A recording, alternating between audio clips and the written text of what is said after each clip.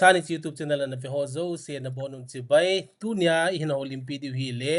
YouTube channel dang chom zo interview na mu du hin Wing Commander Retd Chongneithem kip gen na hin ama hi mi te la dinga cookie zo cha te la dinga Indian Air Force officer masapian chong na hin ama hi to kilonin nu ti ding ham ai lo la reng in kanala zin Lieutenant Colonel Retired Thingtin hoi kip gen kiti khazong tu masang in interview na bolovin amazong emite la ding MNS Military Nursing Service masapian hin twain Olympic Wing Commander Retired Chongneithem chu ama tuina retired dan ajipa jong Air Force officer mama hin ama pana khang lai sim lai hon I chanam hanai phat jompi theidiu ama lekha simna le Air Force na lu dan ane ki prepare dan le thil dang za chom ho tin ki pau me chong masan nang to kyolim thi dam zin na pau me mo nan jong ne hin invite thank you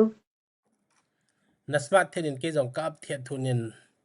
hai le ina ki karuma kom lo to hi le lai Baroda Academy Gandhi Nagar kom lai tai to na nang to ki mi phabe min nang to nang ki Olympian ka ngai no move ma pa na tia hi request hangum ja en jong ngam to tai ten ho le nang jong no ti lo be na na ki lem chang jeng in ai le nang ai ta inam mi pi te na mi atam zo lam ka lang ho adin sanggim ne la ho chon nan het diu sa hin mi ahin hello ho in ahin het hin diu na nang ma self introduction hu ki bolo nang ma de danin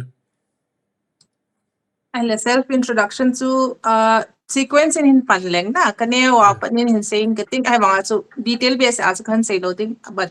ka family background to kei le ka sim chu tham khat ka journey chu hin share leng na ka ho chu hi le tu jang wai chung village IT road hin Senapati district and hi ta Kampupi district hitan tu jang wai chung village hi ho hi mi tel adinga pathin ho na masapen on in centenary on kana mangowin na chu ja chu kapahi kapamin hile puthun khuyan kip gen hin amazon hi bank retired hi tan to hi bank apana to khusunga ko ama hi house pu hi in khusung hi ama hin to avet sui hi in tenle ki ho hi ucha mili hi win kanu yong chu kanu hi hile pi tingwei hang sing hi in ama hi Manipura government teacher and hin ma retired tan kanu le ka pai khusunga thani to ai ki ho ucha mili hi win ka u hi le puthang million kip gen hin amazon kuki in pia tadar his alam kai tu in tengle kanau pasal khat omin thang khulim kip gen tengle amano ya chu kanau neu pen nunga khat omin kim thing hoi kip gen ki hoi ni ucha mili hivin ateng me ke hi kapa to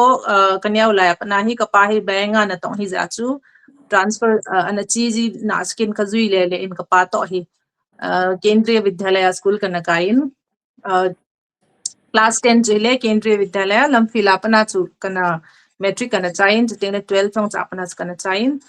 chizawa chun college dinga hi Shillonga kapa posting hi le Shillonga St Anthony's College aku pe na chu BA kana simin BA chu media technologies kitia BA branch tha kha umin to hi mass communication no hitain chu kana bolin graduation to 2005 in kana chain chu ka job ha na chun kyong Delhi a private in cham khana kana tongin kumni kum thum kana tongin chu pha nin kapa ko ma mukuk chunga ma posting hi a chu ama ko ma ka go umin kana to ka hain government service adinga hi ka ki go in aman jong private na the to nom chuna tong tan chom khat career dingin ke ko ma jong umin lang tengle government service dinga ki go in ati cha kyong ka chi in hi le uniform service hi abula pada chu kana thanum pon hi wangin government service la chu ka ga ki hen le ki hin uniform service ka den combined police yong kana dein tingle ailol IB ro ki ti hong chu kana apply thogin ai army air force hi number 1 in kana dein army in zong SSB kana pi in recommend nong khabi khi in khabi SSB ka pin cha su recommend nong khi ai wa merit list a kamin na zaw tapon OT adingin chifana chun air force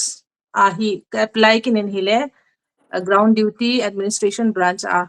kahung Lolhinna cha chu 2011 hi December hi kana commission hi chu kai lekhasim background hi in to Air Force ka to hi chu short ka stories hi na sidan chu na pa beng ana tong na ai le om dan in na ho nang hin na ne pa na gen the ki tin na het be lo ding hin na a ke holoi to banga struggle ti ai lo le sumle pai ki thing zo lo wa le khabu ki zo lo ha sa da le kha sim ti ho na hi be lo ding hin na Kaya struggle hi atsum hi in financially chu hengi chu ta chu struggle hi po in comfortable life chu kanei na in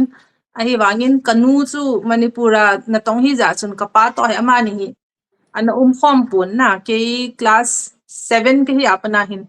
kapa hi abula hi kapa phaya posting an hi awang chu ti chu kana khom form win ahi wangin class as kaga gel do chan chu ile 7 ke hi apana hi kapa to ke no ya kana upsal pa to hi ke ho thumbu ke chen hin gula me hon ai lo le insung na to ai lo le bank chi pipi na to no se chu ke to kapa hi ke sa le chi pa chi sai na ma struggle ti na chu learning yo hi in kapa wang sai ta ne na gai nin ama nei pui hoin kanu be ya chu ama hin kanu ro long play kapa ro long play chen ki yang train ei bolin cha pana chu bula me hon hi no se ka bolin le khayang ka simin chi pat wang chu chi struggle langa wang struggle chi ka nei na comfortable ta me ai lo le ti sai ina na tong pi chu ka koi pu win ka pa no hardship itabang ham ti chu e het sa su ke man ti chu luxury ta bang e koi di pui ke own learning dina chu na ti langa chu struggles na sidan chu na ne wa pa na family hi I thing noi tio banga hi facts on na lau so na manipura loi a posting an se le loi ta hi family faction na thing noi tio banga he nge ti chu ka kana umuna kanu jong chu ateng le 1993 chu milonga in an uma chu kapu hi cha chu aman hausa na tu kapu na umna la hen cha chu milonga la chu kapu yong hi ain ko na be pha na hi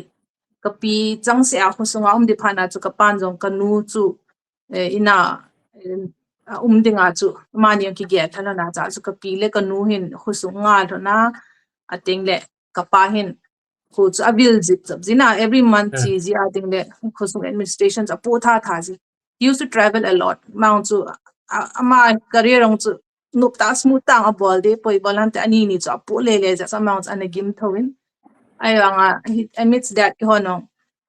opportunities omum chu haita kakila ovin kasim di chu haita kan kisim thowile kha ale na background ho na seidan in na background hi background phata na family background ke se lovin kv ki thi ho ding e mi te hin I pham tu lai ding ki sei le public school to ma ki gel jeng hin na kv a kai hung khang len ho hi ami su ti te ve ki ti kv le novadia le adia catholic school ho na Saint Mary's Saint Joseph itiwham Don Bosco itiwham hi chola na pang khain ai le BA Media Technology to Mass Communication na tin na hichi ibizan na la ka ham na lung lut mong ham hi lo le atha aum lo mi la lo khat kala de tia hin na ki gela na la dan ham K12 kan zo hi kapa K12 kan sima hi lamphela kan min kapa chu shilong na posting ta in chong khari ki ho separate na kan min kani ko ma kan hin kumni chu ahi le kapa hin life decisions ama hin an lazi na honestly speaking na is a very ambitious on kan hi pun kati na chu le khai very average student ka hi mark song ga saileng okay ta media technology kan simna background on chu ga saileng 12 kan zo hi kehi imfala ko mi en kapa hi 12 kasim di ko na hi shilong posting an hi sia kyong chu phaya hi kanu kani ko ma hi kan chen kani nars ka min ma ko mas kan om hi ai le kapa hin chilai chu ka life decision aman na la azi hin na guidance aman bo pi hin ke chu anakilung ne thoi bolam tele ka background ka study background ga se class 10 ang chu third division a ka hong hin 12 ayong hi arts kan la in second day pa ka pass na sincere to hard working zu khina wale khawan kan ha the pon jaj kyong chu tup sang ta ga bolding yang ska ki song lelin ai wangin BA ang hi pisim da me ke no honestly kana hebe ase pon ka pahin St Anthony's College hi course atha kha umin media technology hi in mass communication journalism ho hi in simla chu nang dinga na personality ho in tin phadi ta ma hin form anala in entrance exam dinga hi in covid hi le kyong ka chi in entrance exam chu ka pin hi le entrance chu ka pass in chang chu hurdle kha chu pham tile ka se banga chu second day pa khong ja chu entrance ka pass wa chu merit na chu ke hi waiting list a khong tan bolam tila chapang dang ho chu marks hoi ja ke waiting list a khong min ai wanga luckily mi khanin a hin drop le ke hi chance ka hin mu in cha chu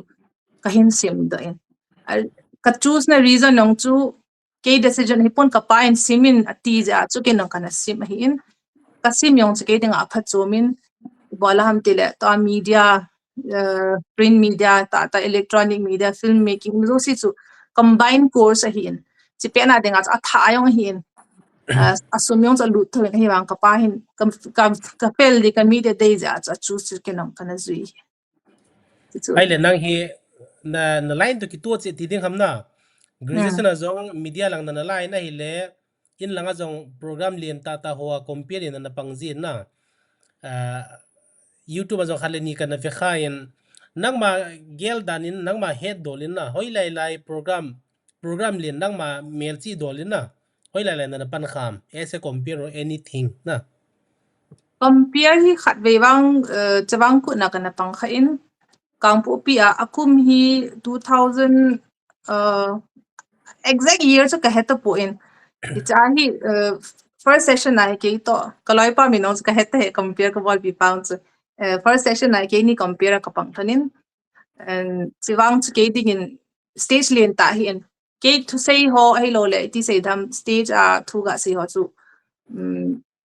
ka theme yong hidi lo hanga I used to enjoy ken ho ka sabe se hin sia chu kapa ham ka u ham somebody in a referring hi le kyong chu compare kana pangin chi tai lo wa hi alien be se awang hi college dunga ki man cha chu hi in ga he dinga adang wang chu compare kana ha bol be se pa cha chu kana bol khai khai state level na state level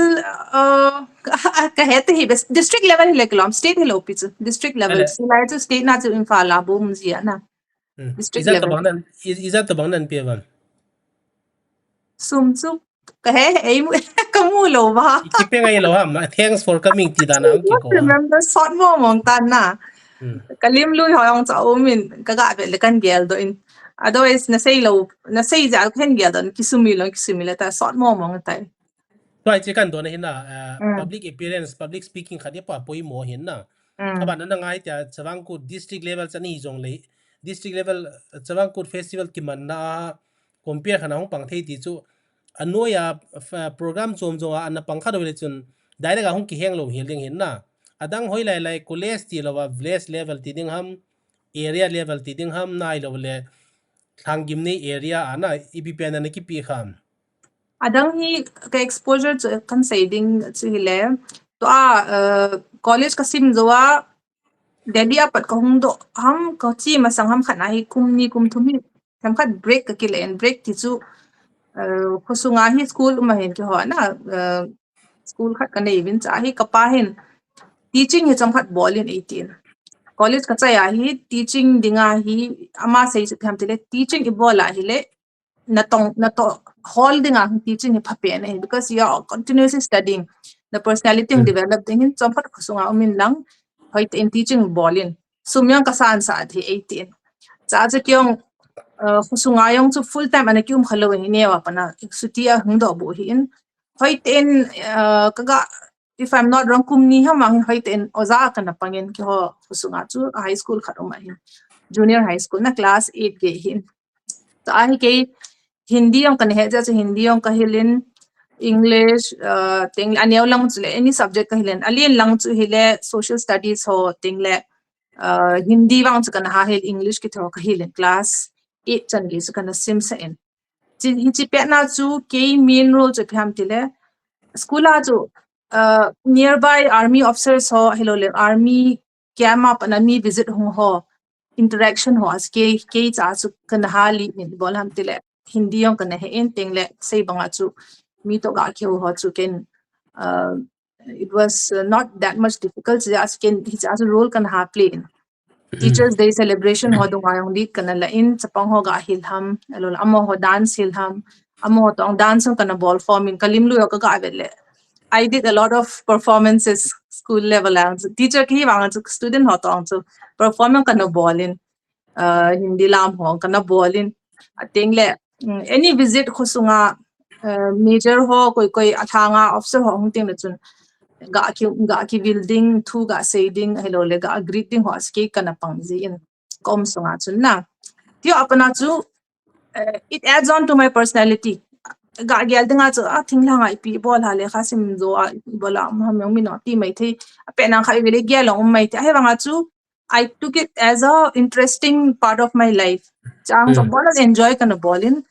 chika bol sungang chu khosung administration ong ka he in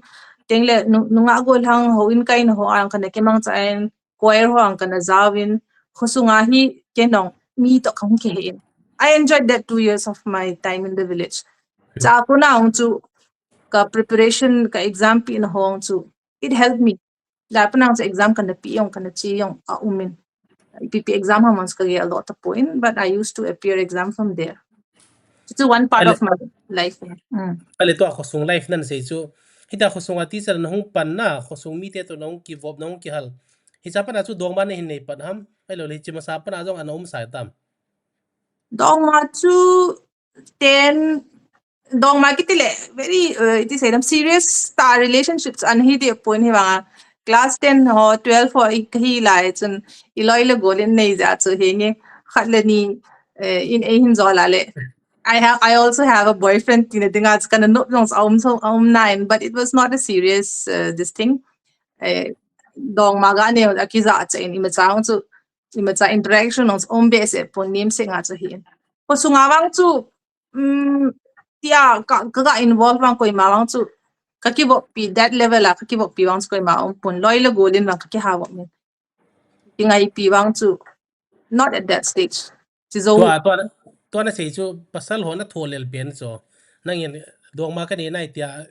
sei thene dia khat yes na tia khat serious a thi pi dia anu mai nang yen ima cha gel khalo dina ti chu cha pang na lai cha chu na e yong in ipa ki cha ka pa string a stricken dong ma cho ya enong ki chu ki bop thailo hin amwa just peer pressure ti dham je abu chu ga ki khat thu bu hin oya ipa ne to le e je ab ding hin si eken na ki cha e ka pa chu very terror na hi thoi to nang na sidan chu yes na tia anu ma he phalwai tan nom ding easy going tan nom ding alang khana na pa na ki cha ding alang khana yes tinga ngal ta o den ta ti to bang khada hi ding hin na hi ta mi na broken sa thawam chu min hi wangin ka so ta ka ki ngai de lo pi cha he wanga cha mi khat wang cha nine I mean wang cha I won't mention ama wang cha na serious tho de hin because pasal ho hi tham khat ke sang out senior hin ke 10 ki cha ma 12 hi hin cha chu ma wang cha tham khat relationship ma serious de ai chu ki immature in confidence ang ki nei lo ai wang chu yes and ki ti in chu phanin a hi thelo disaster ki ong chun kana henin hi le after few years 3-4 years of ahungin now na to yung kanay tai tin hung kin hi mga chu I think he was not meant for me kenong honestly I think they ponte any relationship katiyan we didn't go ahead ale he came back he was true na se dan yes na ti wanga eloi e holoi training bol tiang le je se the ti ho ko yes na ti wa je se the na nung ti ki tham honestly na ki true love ti dha mai lo le teenage infatuation very strong ho chakana ha nei be se pon kana yong le anaki ki sondel ja chu pa ki cha to family in the strict ja chu anaki ha machal pon na anaki ki ignore in te ho chu chama khat wang ska involved in na he wanga mi lung heartbreak nung heartbreak sanga katili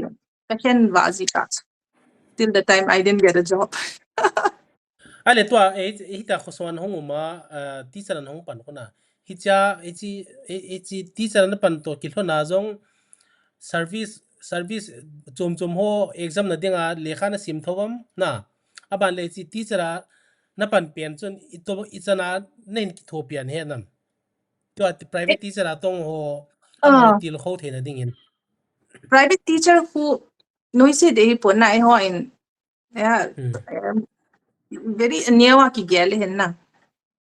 dedicated ta simpa chu ye mane ya hile sa henge private teacher chu ho in nga danga chu job ding awang chu salary ko tam pona I bolham to school ho no sum tam ta ski effort zo lo hin as a career long term dinga chu might be financially to support base point na learning dinga pana hi lawang chu target nei tai pana 2-3 years some 4 years some ke po hai tai pana na to dang hi ho lawang chu private teacher is the best because you're continuously studying tingle nang chu always hichi regular momentum anum ja chu na aim chu hai ta na zo di tingle to bai chu nga kana pan khom pila a oza ni ham ke tai lowa adang yong nursing mu yong me na tingle na to adang ki mu a oza pana achi do yong so service so cha chu ka pa na example a pg teacher a na to hol din ati le teacher pangin ati yeng ma wang khon mi ati la til khozi hen ja ke on opinion on pe ham tile ke na experience ka nei ja chu active ta yum tingle chun mi mi ke thase lo en tingle le kha simon tha no because next day me nahil de ja chu nangin na sim ting in the process you learn more chi ja chu na to na tinga yong chu ke nong exam kan na pi aneu ta ASI ge exam kan na pi ai wanga chu kana ban chu kana chal pun bol ham til might be I might not be satisfied katin kana lapu in ai wanga exam aneu yong kan na pi ka pi lo yong chu om be se pun kusung kom sungang chu kan happy go hatia exam pi a kana chi in ai lo le infal hamang kana chizi in bang ho ang kana pi khain isu kana ball zi continuously wang some preparations ka bowling zi na hoilai pen chu ka lu dam chang ka hepui but it helped me teacher ka panchu I never regret ki patch focus ta service hichi service ka ludi hichi ka bol de ti lo na na hi mitam la nu ti to banga hi ong apply jiang at na cho na abula ti chu kan umintin ai wanga hi bang ang kapile akya hi poi ka ti because say banga chu le khalang pa chu ke dinga chu I know what is my capability UPSC ho chu kazolo de chu bounce ka ki he chu ha ball ki sim le might be someday it might happen but I don't know when will that happen just can kazo de chu then finally explore ka ball le armed forces he abai ke level hi ti exam because ke chun interview phase hi lo le physical activity ho ken chi chu kanga cha zo na ki ho group discussion ham ai lo le speech pi ham ti ho ken chi chu kanga cha written lang pa he ke ka weakness an hi en cha chu le ha alang pa chu kan ha tu pon armed forces zo chu noisy hilowa I thought this is easier for me to like to CET exam and women FCAT on hi point English CDS exam ho and patterns on a simple tho hen so ja ken kang up chan lastly chu kana tu min finally the army to air force as ko hong chu adang dang ka try so ke nei wanga it was not so easy for me to na se dan hinang mi ho pi dan jong na them in na frank ta thu sei media langman an hi ki to hi le exposure ti ding am din puma thu sei ti hovel na public light ta thu sei ti hovel na na thep mo mo ni an na so the din hin na golang hon nang hung hela am honi ma cha se am lo nang in nakap jeng ti thawa de lo pi go lang lang ang kana halag be se punna honestly speaking ai wanga chu a approach wang chu time pass ang be se pui ni ham thum ham wang chu na hel o min mo wang chu to I respect them because am hong chu well settled lo le mi pha ki dham ti family dan so ita zoom do za cha do na hin approach thawam na chu na za cha be lo di hana ik sanga neo khat in wang se ina approach khat class a neo khat na ama wang chu za cha ti dham ho yo ho ngam ji lo na, but he approached me ama yong chu hadam ni yong kyang kana no ma. Then we went separate again. Lunggel thiam ta na hi ham. Lung Again, siat na hin ko lunggel thiam ta na. kati ru chu bluntly no yong chu kati lo tham khat chu kaga ti sei tham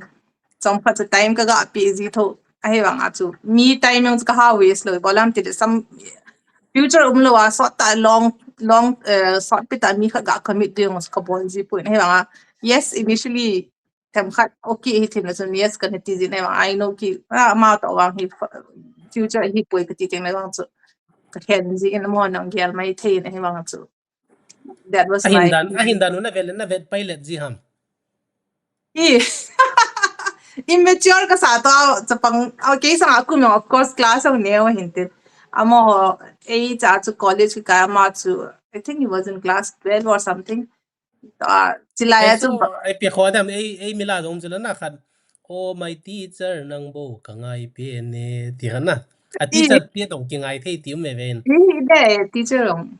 crush To thei ana so chi kan don hi ta on the lighter side ahi na bana tu lai deng azong very very relevant mama topic khat tidam discussion khana hin na aje that chu abang khanin dongma ne hi phacho me na dong i lekha simna jong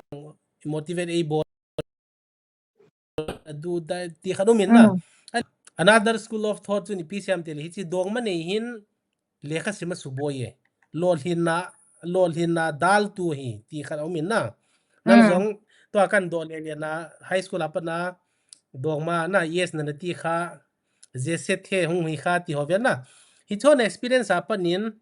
aban le adia more so ti dam na more so you are very successful na na success na chana tuan dongma na ne mun chom chom le khan na sim dongma na ne na khenji mai tai ba hi poita na khen do ji to abana nahung lol hin to hi le nang ma experience personal experience na ko ni na dongma ne service mu masa domane sa nahi tan na ito bang ho hi tu lai denga a phai de ti ham a phapoi tian se no mam ken ke hi ka experience to dung zuya hin tele ke opinion hi itam tele dong ma nei hi apha poi wang ka ti lo di bolam te it's also psychology dinga training hi ena because dong ma nei li hil khat dong chu suddenly me him choose the thing ama no a het lo ta cho itabang hi mi pha ham mi phalo ham ai lo le chi hi le what is his intention me mind ki ri thei to lo cho ja chu nei lo ding yong chu ka sei po ta kanaute ka chate ti dham a advice ka advice hong ku nei hi nong ka ti de po hi wanga you should know your limits na chan ge hi dong ma ki bop yong le chan hi boundary ki sim nga na so that you don't regret because infatuation hey lo le ti se them physical attraction na mi mistake ki bola hin fo ki si pa ko chan wang ko ge lo di hey wanga chu henge as a companion as an experience ding awang hi ngai min e pro shala ki wap pi ngai pasal lung ge long ki het ngai pasal ho mentality tabang ham het ngai because life partner I choose it na chan one fine day arranged marriage time mi khat to na ki su to suddenly compatible nahi lo de Siong hi experience ding ngai he mi hi azad za to ki ma tempa in close ting na chan ita bang pasal hi ke ding ka mindset ki to poi ai lo ti hi le e ding pha e chi ti ta bang pasal hi ka de ti kha ho experience na nei lo ti ni he dam chana it won't come magically chi ja chu ken ma nangin no ka ti poi dong ma nei nangin dong mane hi practical experience na ding bon na man ham service hall na dinga private teacher na pan to banga maban life partner a hoi pen mu the na dinga na dong mane to high school le college life a dong ma na ne ho hi prelims to bang na la dan ham me abang bang who high school apna ki ngai ki cheng umso might be they were compatible right from the beginning ke chun compatible kana ki mu lo hi mai the ahi lo le chi pe na chu ke ka kana ki son lo ja chu might be I didn't go ahead honestly speaking ka ki ngai pi ki ti dham no chu Kani thum lol thagup kal ahi poi kum khat ka kingai hi bolam tile chi pe na wang ju ki state of mind wang ju family pressure ti tham khat rula ki pu ja su ki chat wal ja chu ana ki ha chal lo hin might be i pa ham kha inu ham kha chu might be tham khat open hand lang ki ho then lang le maybe I would have shared something ta I don't think so. They will not be able to share with me. Can say din thilong kahil din. Ang purana zamana thima inule paho chu generation gap je as khat lunggia lo to ai lunggia chu ki banglo hin. Chu ang chu ke ba chu restrict kan hi mai the hin. Ai banga prelim ti mo trial and error ding mo kasi hi de na. You can find the right guy at class 10 also. Ai banga chu it's a long way. 10 hours ki chang lo ding maybe 10-20 years na king ana and I think it's chang ipiti dam ki hello. to ana sei dan hi nevin ka ti de poi ne hivin ka ti de poi a limit ki helvin ti chu hi thailo khat au min na ji chu lungsian na ki ti hi nangin imacha gel lo be serious lo be yes na na ti kha ja nang hi hitia va le zam le the na hin na mi ahung o teng hin lungsian na mit chu hi mongi ti khana milta nge tia ka ki gel ji wangin ti khadi ta Because mi palo kan hi mai thi na ma ki honestly ta nang ko ma ka sei ka true ka feeling ka sei hi na ke to say he standard he at the yung ka ti de lo so very diplomatic ta ka sei he to ka say he wala am tile it's open ended debate so she there's no open ended ana koi thojeng na yes no loads ay nga it's up to hem parents on no vet sui zep ngai na ka cha hi ichana chi ham ai lo le very controlling yung hip thei be se lo ai nga free ta ki koi thei be se lo chi stage very delicate stage so teenage ti dham na nuwa go langa khiat stage ko enong ki he him yang chu iti se dham ki cha cha ang chu boundaries na ki sim ham in huwa chi chan bo iti se dham when you're not comfortable you just leave it na complicate hi sa lo di le ka sin yung boy lo di mentally yung ma cha boy lo na tinga chu hot lung gia na ki gia ta lo na pasal ho dinga chu am ho dinga chu I might be a very bad person ai nga chu ठीक है मतलब chai na chu kho ka sa poi kho nai sai poi te na ai lo wale hi to banga din mun ha sa ta na teng le just say hey ha and move on tia han na to bang jong hin hi mai ten tin na move on ai le you have to move on life so na ai le tun nang ma personal life na success life lang ni ten hung lut le na air force a ding an exam na hung written na hin clear ta na interview na interview face dan achom la min hal khan hin seo how was your interview na aban ei pa wana sei di english pa na hin ha man le troll na ni din na English so kam no it's okay air force interview kachi only SSB part bo na alo SSB khat be bo na chi ham or is that khabe bo in kana chi army khabe kana chi air force khabe kana chi ana kawang pha chu air force akachi hi class attempt because kakum hi last border case hi chu chunga kamu lo le chun kamu lo di hi te lengkul ta na nom chon lengkul ta na hi chona lengkul interview hi kiya hi SSB hi Varanasi ka PN na SSB chachu kitile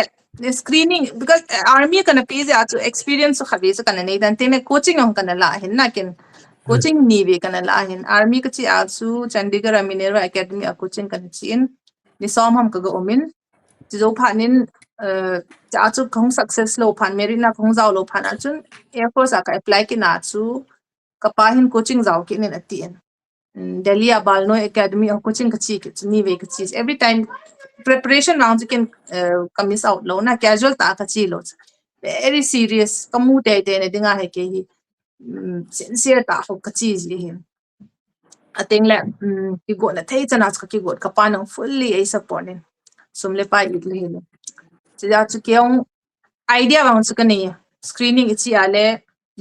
time hi za na he chi ji ding picture appreciation test or ang hoi ta zi ting within time limit blank hong le pg dam ting le psychologically positive ta answer book ding hi ti ho chop ana hi preparation ta ki chi a hi interview wa chu screening yong chu ho ja kya cha by thet ki tile within time limit comfortable ta hi katina se panic hum be se lo na teng lekin one thil khat ken ka zui hi pham tile aki chai ka hi a lo le success hi ka hi celebrate ball ma sat lo tham khat low profile di pa wang ken ka chi wang hoi ta ka zui hi bolam tile ki pa ma sa na lo le excite hi le khon mi ko ma ki be sa chi ha a le yong hu balance ki zilo ki excite ba jen khon ki ball khel nom za ki bol apana lat ki hi thik be cha ka ball de ka ball min kya nok dan ka zi hoi dan tiong le kya ka sei zilo thik be cha ka ngai zi in last day ya ka ki hen zi ka emotions su ti banga chu screening in screening ang chu hoi in time limit in mis o sit miss loading cha abona ka zi so ke in chu pan in group discussion in nong topic yung so kaga agel do ta hin hi wangin ken very speaker hat pen ons ka hi pon last pen ka hi pon chance kala jin mi thi pet pet chun ke point ka sei jin ai wanga chu ka sei ka point ons ka sei te te wanga dominating be se ang ka sei ji point middle ta ki average performer ka hi yin jin ti chu tem zo pha na screening ho ang ki chai le abana 5 days interview GTO task for pipi ho ang chu ke physically langa ang chu kana ki ha go ji he chi pe na chu kang pu pik om lai hele kilomen jin ka se no ka gal thai ji in ground na ho ka chi ji in punga ma khai dum ka chi ka gal thai ji ting le pipi exercise ang ka ball ji hin ka mu te te na dinga chu jang chu physically ang tham khat ke dinga a ha poin teng ka loi ka gol thawa hong aumin amu hong chu banga kal na diteng la chun ken anu ya pana push ka bolin tengle achunga akal do ten amhon in kai to win ti chu plan ho group discussion hello de command task ho ang chu idea pidi khumi tam jin ket ka seizi po idea ka pipon because asai di mi ek chu ten la hon za ho ki chok lu na le yong chu same gang ki din cha ki I first idea ang ka pingai he ai wanga performance bol ten le am dan chu plan kham khat thing pe an do ma an do thei ta lo zo ki chu yang ni teng na chun a boi lai ta teng na ka ga jaw si teng na chun ka tin bol ti ka ti a boi lai teng na sa ki ka ki het lu chi ai wanga chu bal noi te hin hil dan dara chun ka bol ham ka het he bal noi nei hil hol ai wanga chu ke kami hi nahi iti sei dham ti a hu thi be cha expose ga hi ding pa hu ka dei jin first yong hi loading last yong hi loading he wa angai lai la ka ki het lu chi technique hu ken kamang jin cha command ta so ang tis ka bolin teng le how kan thelo yong le cha chi ke ka za idea sei ho wang chu a sei de tam je kon ho la chu mi ha eu ja ti ho amang ke tham khat ka ki restrict ke ka pan na theilai la amu ho ball thelo la ka ball jin hi le I think GTO hong chun chu adei mai thei ama hi accommodative hi lo le ti sei dham ti ma akichem thi ti ji ba chu ai sele mo hin tin teng le interview ang chu ta nangin nei ball banga hi interviewer pang chun personal questions ang ha do dong ma thung ha do hello le sex before marriage ti hon opinion ipi ham ti hong ai dong in hello le na relationship ita bang hi am hello ibola na ki hen ham ti hog yang ai dong in ateng le in langa armed forces hot hu ai dong in military militants thu ai dong in til tam ta iti sei tham controversy hi thei ho thil hi ha do in ai wang kyang diplomatic ta iti sei tham adi government against awang thu ka sei poina because coaching as to ho e ki hi lai government against ai lo le policy against ho chu very vocal to hi lo di ai wanga practical life kamu hin as practical life ta chicken ka sei ji ale cozy point interview I think 30 to 45 minutes in announce ombe se hin smooth ten ki chai conference ang chu iti na ki rate nam ai dong win ting le na ki pan am na performance ti za chai dong adang thu tam ta so ai dong hi hem kha lang ho bo min result sei ma sang wa chu teng le chi pen na chu to kaloi pa ko lun to ka ki het ta ama chun ai guide ki til update ka ga bol ji teng le ama chu namu dinai ti ji tam khat confidence ho min smooth pain na akichai ssb chuna kaga medical la boina na ne am ai lo le medical so smooth ta patin long na medical long ka boy kha lo ke ima go si perfect ti dham within limits blood test ho hi hen lang ai lo le ti se dham any surgical lang hi hen lang ipp yong le boy na wang khat cha kana to lo kati appeal ki bol ho ima cha kana lo weight hong within control ima go si ang perfect weight chu ile tu chana so within control na hina line na na no rita ta ga ai le na viewers on an head na divin an pa chompin divin to nang lu na air force na merit jong hi the mai lo unmarried bo ham ti jong hin seo married chu thailo chu unmarried bo hi din divorce hola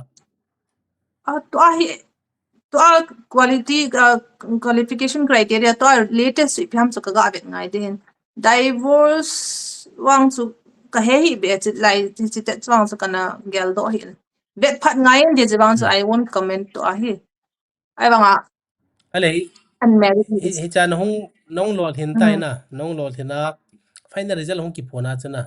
how was your happiness itobana ki itoba na lo ham party na bol ha mai lo le itobana celebrate na bol wa kaloi ho to chu hoi lai party ti chu varanasi hoi lai chu ka ga chiu chu boating ho horse riding ho chi wintin kakino kakile pai tau chu katina chu zan khat ka gi ha next day ka chi am ka gel do te but lo in lang na lo hin chu amuna na lo hin chu thu chomi le in lang na thun zo nu nga chu final result hong su ya na hi chi final result hong su chu in ko ten itowan an ki pa pi vai ipp thil so ka man pawang chu ki pa dan chu aman hoi e lok pin ten chiong chu merit solo like pis e lok pi ang chu ssb ka clear tengle medical ka chaya ka in ka thun cha ang chu alok ta ka pa hin merit li solo lai na taw na iman pin ten ama hi army thano mi ne hi ya aki pa chu seidi om hi ka pawang chu khosunga kem asa in tengle hobung lam kai ho pastor ho kovin banner ho asimin felicitation abolin kanuin training ong chi lo laya na bol wa wali tama ki song lelin na kapan chan age yang ki pa e tin tin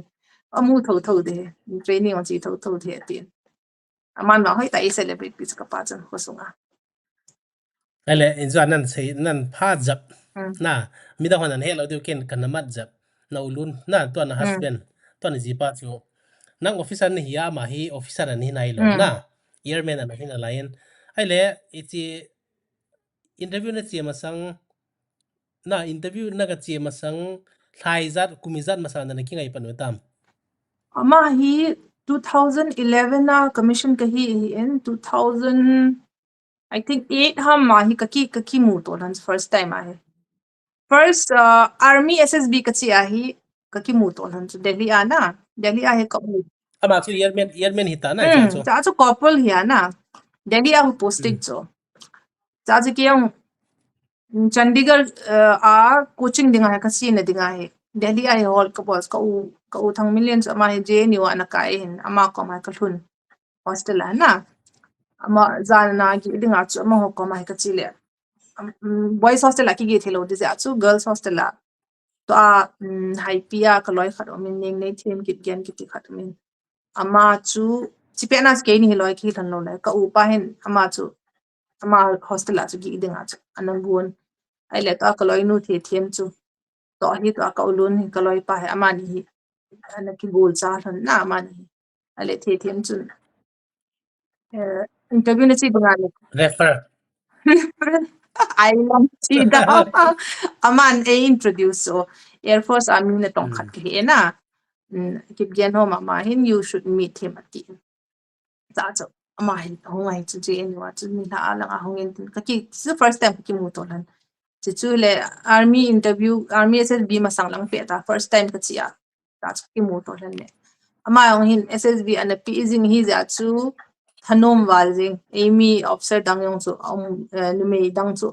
ama he na koi ma am lo za chu ki pa in tin ama he zo se tip zo se ang ai pi so ta ki ho lan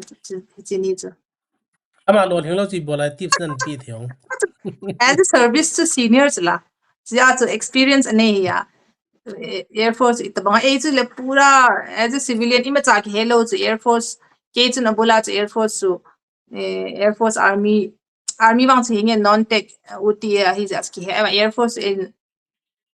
technical bo ka hi sa chu thing pen ana chi pena chu Air Force thu sei lo lai pis army dinga ka chi hi ya chi chu ka ki mu to lan chu first time bi ani wa chi ale ama na mua pa na chu first time na mua thil ho guidance ho in pe le ama wang chu hi tai ti khan na lungge lam thawang ni cha wang chum lo he wang hi ama hi ka ki ho pi le to say dan hi lo le a body language ti dham personality chu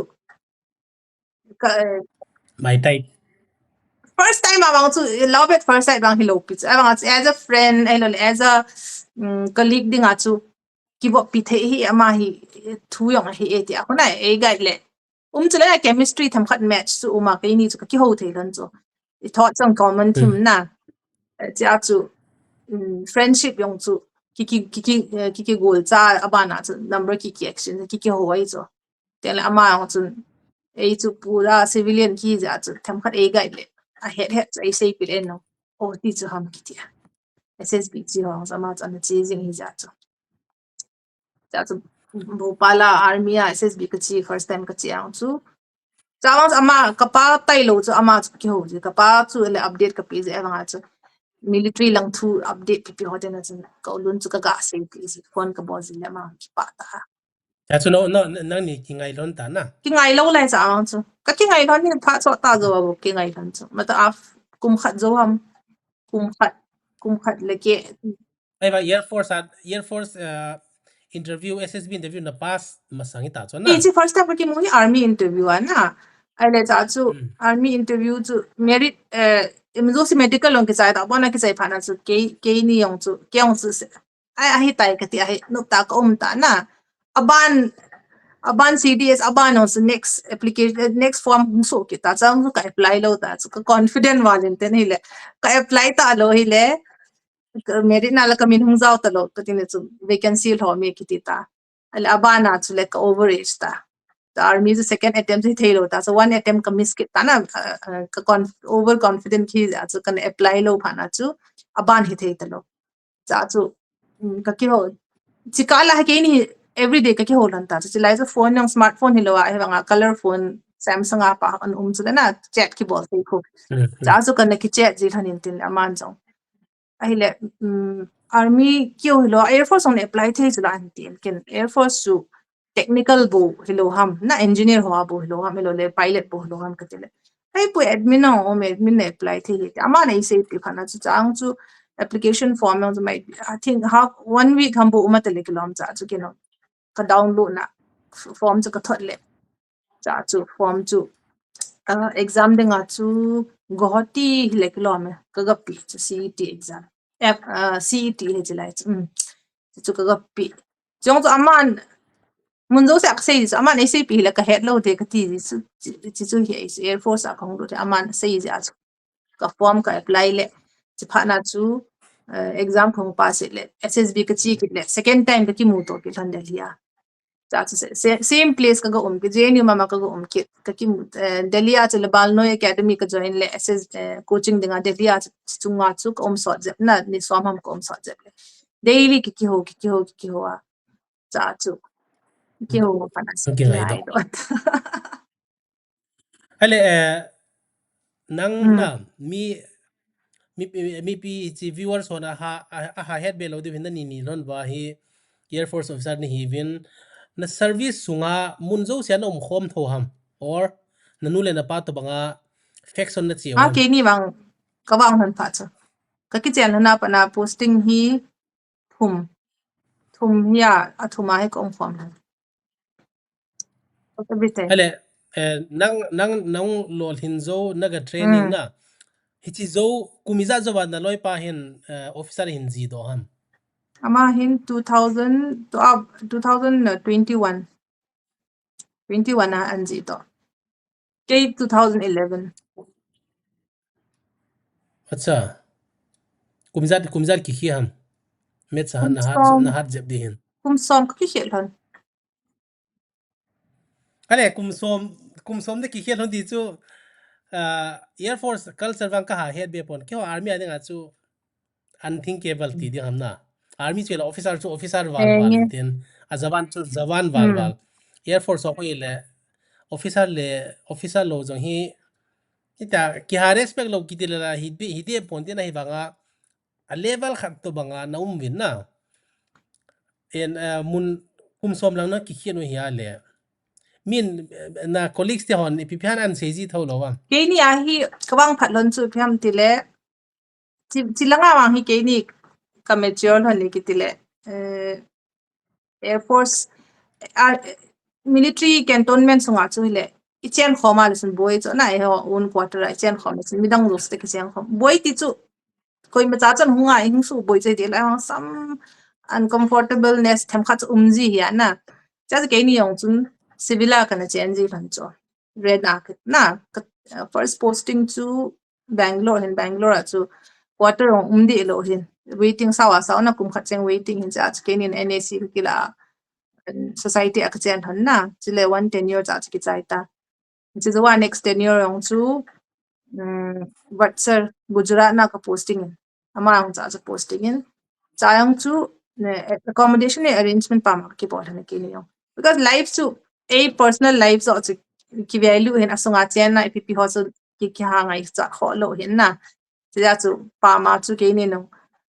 rena in the kila thana second tenure yong chi kom han second tenure ki chai ma sanga he ama commissioning chi ta na training chi do ta ale a third posting khong hi khom na cha ama cha chu commission hi ta na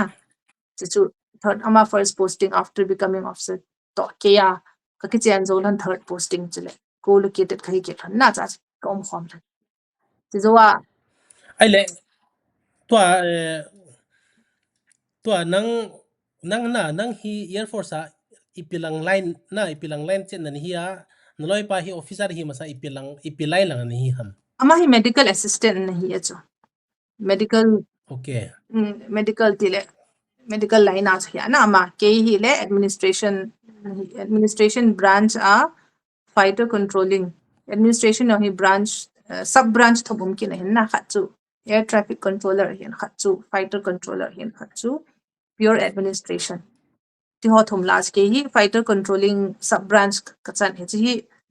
Air Force Academy a hu segregate kin ball ki jina admin branch ong chu mi thuma ki hom ki ji hin jong selection process so some basic selection process umat choice ong ya tingle some test ong mana chi dung ya chi ki mo ya ke branch chu saying combat controlling war like scenario hello le them conflict tingle ehon galmi to ki sat tingle fighter plane ho hello le combat dinga helicopter chi ho ham thok ki hon control ka bol jo ground up na operations room ti dham ki ho controlling room ka even systems ka even radar tam ta ka even radar munjo se amjo se a picture ko ka be win tingle radio a pilot ho to ki ho ja tingle navigate ki bol mo chu control ki bol tingle combat dong ki bol war like bala ko ho to bang scenario ho dong ang chu fight yung bol na dinga chu en ano ya pa na guidance ki pi pilot ho chu na because ama achanga leng thelo he chu ke main role ya kaulun chu le se banga chu medical lang chu hi le ama chu hospitals SMC ham hello le command hospital ham hello le staff duty on a bolin na medical hi lang chu kyo medical PMO medical ma secretary now na tong in chu chief of air staff force secretary now na tong amount airman hi ang chu amount chu personal relations on a hoin chu posting hong chu comfortable ta tua na mu na posting dan hi nang officer ni hizia nang in na thum ham ama na thum ham na ni ba na thum hom ham ai lo le Air Force na higher authority lang hon aji chu ken jong mun tam ta kana mu ji na Air Force te hin spouse posting ti hi priority pe ma win na che nang nia jong anaki to khane le ti nang initiate na bol thawam ai lo le iti dan ha initiate inin ki bol chu inin ti chu application en ki se man na ama union na pa na se ai nga chu application to refer ki bol chu kazino nong application na chi assessment a date so and so hin ti ako a refer din ke nong ka refer din ting ne ki ho air headquarter aku postings ve directorate uma hin na cha aku application ki se ma ting le personally ki call a ting le ki request ki request ting le amu hong chun kengi the same unit na wang e koi local so ai wang same location hi ai wang unit a chom choma e koi ju na ai wang chu amun chu thakhat hi ai wang ale in that case HR chu na ni wa na mu thei kani na na ka mu zi lan chu tham khat chu gam le je na ho sa ma di ho he ti la sum HR mun ni na mu to hi la ale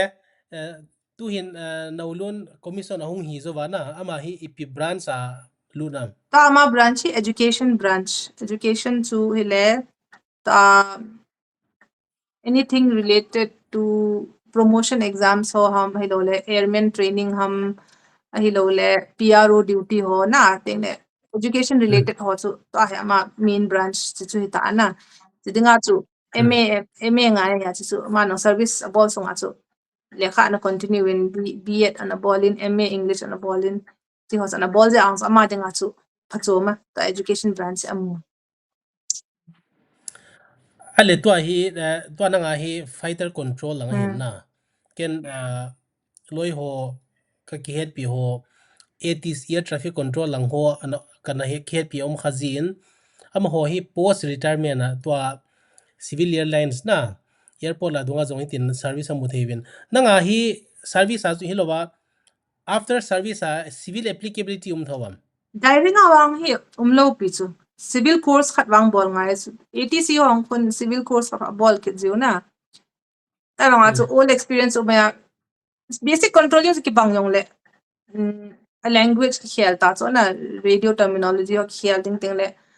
rules civil rules ho to military rule hong ki bang lo ya chidinga wang chu basic course bol ngai ki ATC akatham khat transition chu civil a ki ko pai je kyo a hi ha na khat hu combat lang hin ten military ngen bo ki tu a hin ten tengle chi ja hi civil a chula chi hi chi domain chu umlo ya se ki ho transition hi chi chetna ma hong kamu lo de ATC a ki he do no ma la chen amo course ka bol ngai ki ale to anong retire to kilhona fighter control ni na jo se khu lo banga chul mei ding ta chona lo ba nga a main job chu chul de ai ba nga fighter controlling ka hi ja stressful ta na kana to ka quality wang chu ke dinga chu ki chu ke gain he ke on na iti se tham kana to na dinga ka phat chu na ding controlling se ki bolo dang I bolong tama hin na administration job ki ha bol ti ho do se chu in combine le full package ki thona in sa boy he it's wang hele na service sunga naloi pa officer ong imasang na army pa ni selen naloi pa jawan na hi sung airman na hi sunga hasan na adjustment hasan e pipin na to umam pha che sa jong hi tan na ini aha asa kitile aha asa ka gel han lo thu bo hin mi ga ve dinga might be social evening ho office mess party ho na cha chu ama ahungji lo chu that is the only thing because me a spouse to hong so ke ni chun ke ni ka hosting ala wang chu ka ina wang ka ko na mi because ke ni civil akum nan ja chu loila gol chu ama loi ho hongin ama airman loi ho hongin ke officer lo ho hongin chu party ho wang ka host ko mane chapang ho birthday ha mi kam pa anniversary um ti chu ke ni ka invite ama amo hon ke officers me san host bot in wang ka ulun wang hongji to poina kati hongyong le hong the hin but it's okay ama hongji po ke song lel dina officer khat officer hi lo khat officer te la gom di khu koi misan ga hi jong le guilty feeling inconvenience na ne chu amang anit ibola kho ten do na katina chu chimana chu service avoid poina ke personal life se tham khat chu to kha chu quarter ong chu imu yong le kikila anom lo di khat ti na might be inconvenience ne cha cha because civil military setup here chu eno ki ha khat nom lo na ama zo officer hian lang nang officer lo zo ile chun nom zo di na quarter om di zo le ita ham khana hi adjustment nom zo di je chu in songa hi pa hi alu chang hin nu hi angong in heile le ti khu thu chomi tale na ai le tu hin na hu retire ta na no retire to kilon in ipi bolding kazipa lo ne service ai officer wife in kium tan te na tia mai lo le kip gen chanu ka hi kama ka phu de na ti thom officer wife se awang ki zo pontin chom khat wang hi ka hi na to ai ka lai ka na lai hin 14 years na kit ana ki to chu I family life ang chu ana busy ana kit ana atong khathang I chate yang cha ni ka nei hin amani kung sa phat ka na pbs but po in henge I ki thopi pi in song mi ha omji na cha chu kyong to hi chom khat hi officer wife in ko ka ga aman hi ai wa nga hi permanent na wang ti wang ki zo hin te bolam ti le na ki tong jing ang sa hi in ting le experience and ki nei ho hi ma cha ban bol lo ding sa pa mai na plan wang sa kanei tu ta dia he ai wa ga sei dinga chu amma zemin ai wa chu in langa bol no ma kanei na manipur om nai na thil khat bang om nai chu ai ha le nang tu ting le ki bol di officer wife dana na so na hile adang dang azong age limit na thei ti zom ve na ha ka ila te ki no officer wife as person hong ma hile mundang dang azong age limit ana thei ti zom to hi de chu yong chu ya na to wang hi ka to ki de chu to ayong hi som khat break ka la hi ka apply to ding yong ka go chu to Bangalore ko mo hin na ka private ka po hello le government to in langa plan ka ne yong chu min chu wang tu ta di awang chu chom khat na planning phase hin line to chom khat la ya Bangalore ka post to hi po Bangalore ko mo hin chu sunga wang hi na to wang hi adang ka to hi ka hall chu hall ki tile chom khat break ka na la hin to hi na to dang wang ka ball chu ya na tong lo wang chu ka ding chu time pass hi tham khat ha be hol de ina ga yang chu abai he to madam nu tu masakan hopi nu na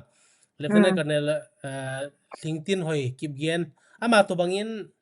ama zong jipa serving hin ama zong MNSI mila ama sa pen zong an hin golf a kichemian ti to amel zong an vele chun na nang to kilo thim na lai na mel hon zong kip gen hi je ham bang he pon na ama zong a retired ta banga akum atam ta banga looks very young na khang dong chakhat to kilo hi ta chu time pass khat na sumhi zat pi na lo do na khol do ho pi na man diu ham hello le zalen gam chon na ding an ki thu pi gon ham na ti sang chon aji chuna to kan inom chu air department khan na hin na Indian Air Force no yan hin Indian Air Force in they took care of you to get a spouse posting ale to an loi pa Air Force officer hilanga ding nang mun choma di hele na join tho dem ai lo wala kanu le ka pa ana to na nei lon ani hi je wa faction ana che tha jong a khop se tai ke wang ke in song faction ka kala sa ta lo ding he ti na gel thawam ai ke wang ka gel chu to ayong hi ka to sunga yong chu spouse posting ko location ng ana ki ha bola ki mu hi en pathin nong se nen to ayong hi achum chama ding wang ke wang kanom he na I family life ding le a relationship ang effect hi in na to wang chu ka holding hi wanga achum tuma ding nga wang chu kyol ki wang nala ki lo le di te nala lo di na e chi wang a chu salary sang in khom di ka dei zo ni tin wam ham e salary chu tham khat khom je pyong le yung khom thei chana wang khom di chi wang plan he tu tu dia chapang cha te nyo nyo na line yung khom lo le wang to ai ha se de ai thei poi na ai le ikyo na hi anom che chen la hong sau thim tan tua hina nang to banga officer hung hinom simlai ho na amo hi ito bangin ki prepare le ti de sa na ito banga na hil na vai tha no ma am force se dinga am hilo le as a whole dia that will focus na je chu service nang ka se le chun min nang thu se jong la be lo de na ha je line zo se ki dim tai ja chu nang jong ana success kum hi chan na to hung retire ni to fresh set na hin line na plus nang outspoken and very repetition and very confident in public appearance to bang na hi to na specific to air force in armed forces in general and air force in particular ti khang sim lai ho ading in na vai tha nom na ahung ki prepare de dan wale to bang hin ho man ba ito bang hung ki prepare de ham ti hoi hin se yo ke experience dung ya ka sai banga chu ke wang chu bula pa na wang ka ne ki go poina 10 11 12 ka hi wang chu to in na nga chapang le khasim hong ku iki ho pi le ko mi za confident ki be se lo in la nga ko na yang chu chan ki tho chi a chu ke nong ki ti de kana ge le ti ti yang ka sai nom je poi bola ham ti le I didn't do like that ai wang hi armed forces thanom ding hi tabang ho fo ham wang chicken tham khat tips ka ga sei nom chi le mi zo se wang he fit pon te le kha thim a thip khat yong chu izat be ssb chi yong le a fiel uma he bolam ti le armed forces hi amo a day pen hi pham ti le na mi hi na nang psychology mi na hi itabang mi hem ni ham na genuine a hi lo le adaptable thing le thap kha diplomatic hi theibu mi he mi fit na he aching be se hello le khathem be se hello le scholar be se hong fu alu dong le survive zo lo bonam tile yes man nga he thing pe na se ding arm force fully yes man idham ahi lo le ching ta na survive thei ding al bu na zo ai wa le khalang yong chu he nge angai nai ai wa le kha hi ha thip be se yong hi yong le chun first class wang sangai na kyong 62% kamu chi ja bu kalu the 59 and hi len kalu thei lo de in just 2 marks abu su kyong kalo chi a chu le kha ka thim poi ti awang lung ne angai poi armed force join ding ang le army ke poi navy ke poi air force ke poi basic wang chu every student hi an hungkal to pe ding college awang chu graduation awang chu 60% chu na target te chu minimum criteria he am force angai ai wanga hi nene wa pana skula forum umzo se ahu ne apply the co-curricular activity sports ke poi ai lo le public speaking debate quiz competition ti hofu na participate na le ssb chi abaya bai di atuma coaching na angai lo na ai wanga chu mi azane lo introvert ta lut uma he bolam tile ama ho chu groom ki bola ama le ama thema hen ai wanga by default abula pana nang hi mi mila ading za chalo mi nahi a hi lo le thu sei them nahi a ai lo le team player nahi lawang armed forces nang denga best hi na le kha cha them cha na ga push ale 60% na mu ale chun na personality dang lo sa ane wa pana them ka na ki groom ale chun nang denga join na baya bai chu categorically itabang mihim ho dinga chu bai ham chu ken kaga he dung zia kaga categorize hin hege le kha thim ta hoang chu lu thein ante ai wanga at na thi bese lawang naki palok mai thi balam te lam force ahi scholar ahi lo le idea sang ta nei howang policy uma hinna policy ki follow he boy policy maker nahi teng lawang se nge chan chana din ai wanga abula na lut ting le wang chu punishment nang na ne ding order chu na zui ding phot hi chu na zui thei lo wa rebellious na hi le wang chu na lut thei lo ding na ta na lut no ma hi le na personality ang thaphat na ki khel nga ya accommodative na hi ding mi sei na la thei ding ting la nan nang mi convince na bol thei nga ya mi la thu na sei thei nga ya ai lo le thanga social na to ho la a pp ho fosunga youth club ka he poi pp ka he poi na ne ho ko na ki man cha hele chen nang dinga chu baya bai di ti pa chu ho in lang lifestyle ho in lang ki man cha dung su ya chu basic training cha chu ki panding hin ai wanga class 10 12 ho chu le khawang he phati cha 10 level ho wang chu basic tham khat wang chu he na ngai maths basic science english ti ho wang chu exam a zao ding hin chi wang chu ignore bol lo ding hoi ta sim ding henge topper hi yong la chen na lo hin thi ti pa wang chu say no min teng le current affairs ai lo le general knowledge wang chu logic wang hi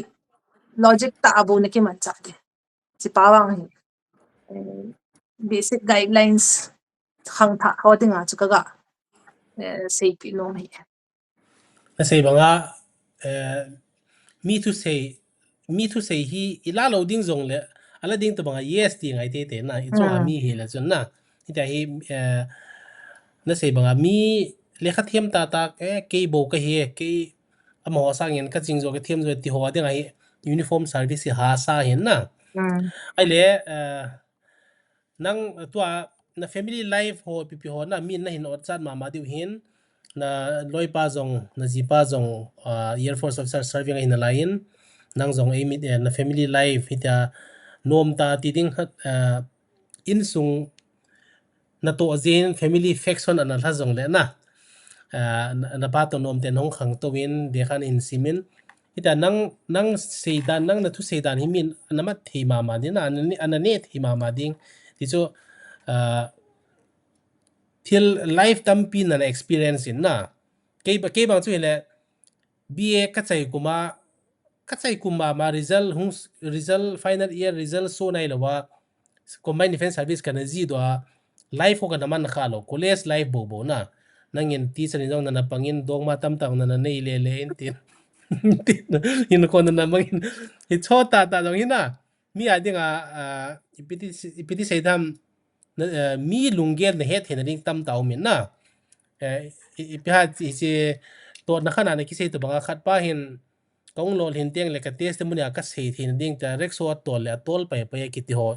hi chet lawana na nga hi chom lang a hoi lang a hong chen tu in jong active tai no men ai la a chai na ding in emi te hin ima chai gel ho mang ke pon kol te hin close blood na thi san kinai ti khana na sevin nang mi hi zat lai la naloi pa a hi na thu chom te le kip gen ne ki chen hi nangin pitha lungel hana na nei kha lo ham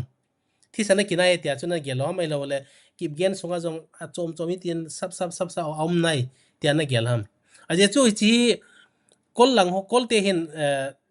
phung ki bang na ita clan pia amo pi se pi ati charutam hichkinai hoi ki cheng themo mo lo hi jiang na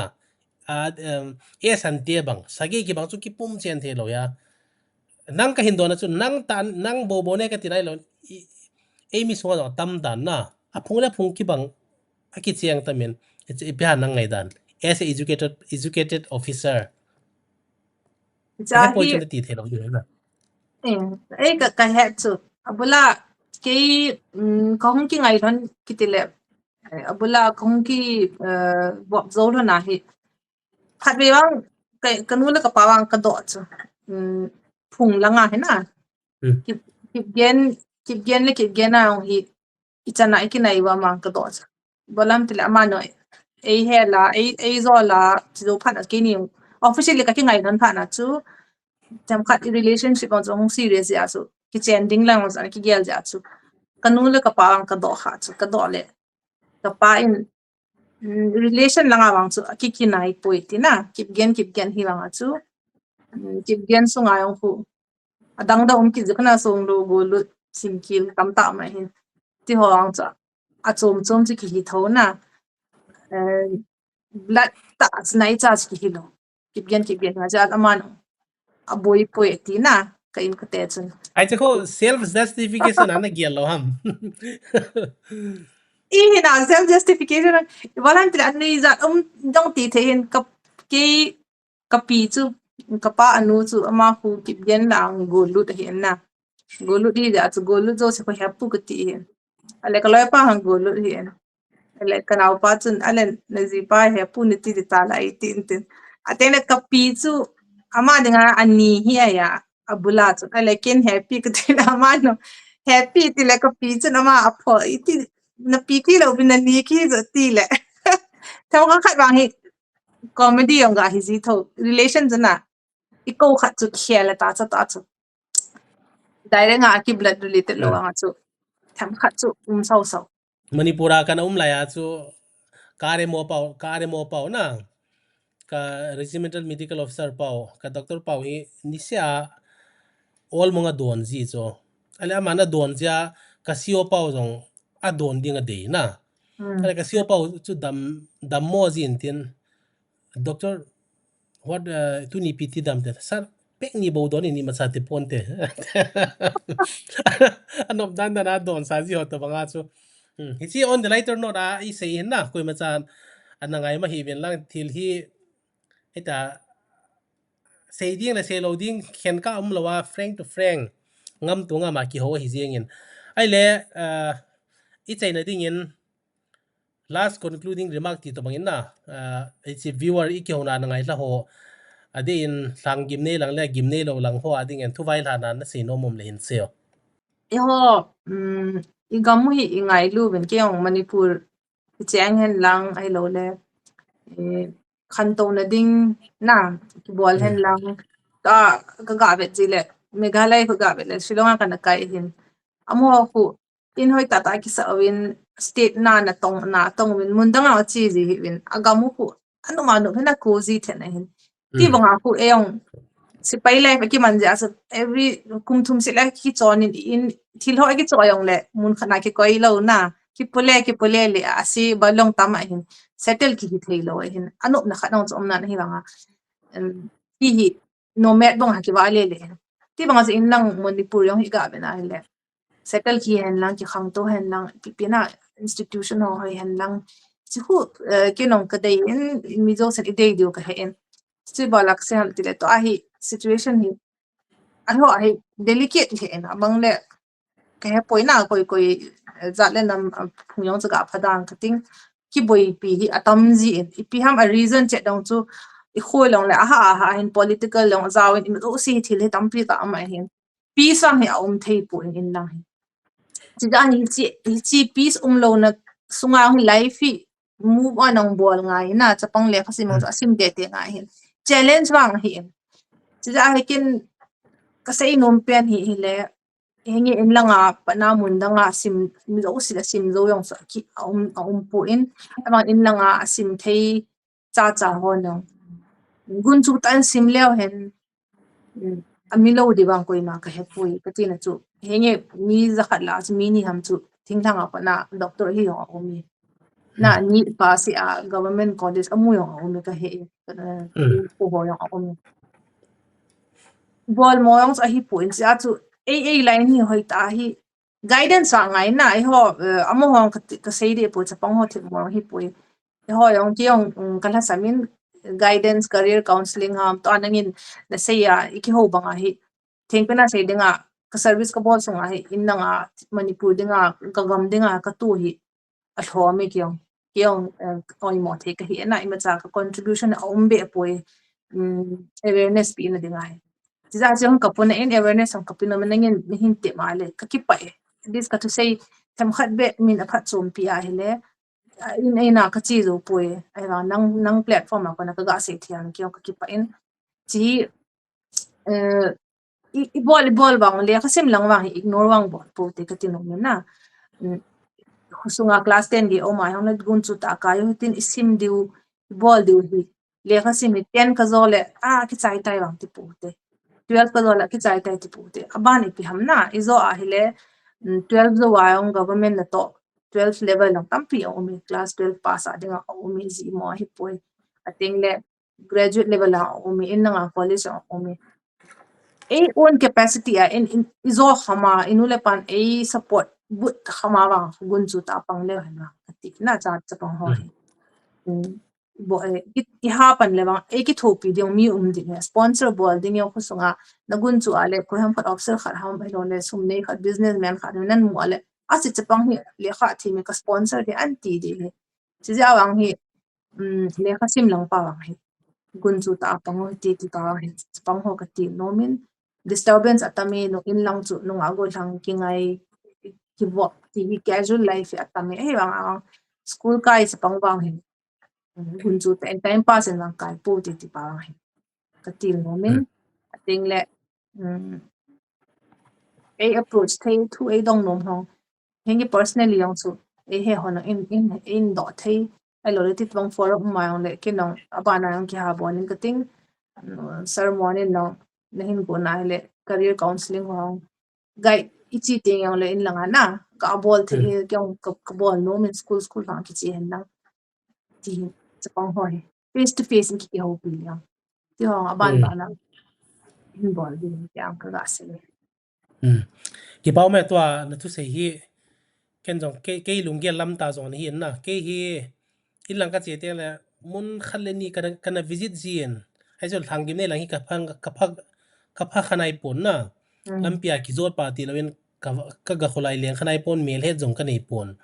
lam kalang hin school izan ham kharju kana va le le tan manipur kana posting line jong school chom jang thu kana sei zin school chapang ho kana til ho zin abang kom le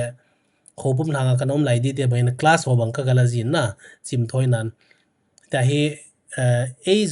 a ma a success in a success ho hin mi hilale min ala the ane the ti khanomin na a success nai lo na sei sang a success on thil to dan a ma ki prepare dan a ma hin khona man dan ti ho hi midang tam ten azui the hi ti hi her ko manang zo ma bana pan na hin la ding igamil inama ding apan thi thi ta nei pan duty sei the hin tin na ai le ki pau min tu ni hi ki hon lim na hi chanin chai tin ma ban na demand ang dung zuin mi ten request en bol dung zuin thil chom jong sei khom jiu tin mun tinaum tu ni wing commander Chongneithem kip gen to kong ki ho lim naw an ngai lo zo si na bonun si bai lemang pha ki pau mele na ho zo mang pha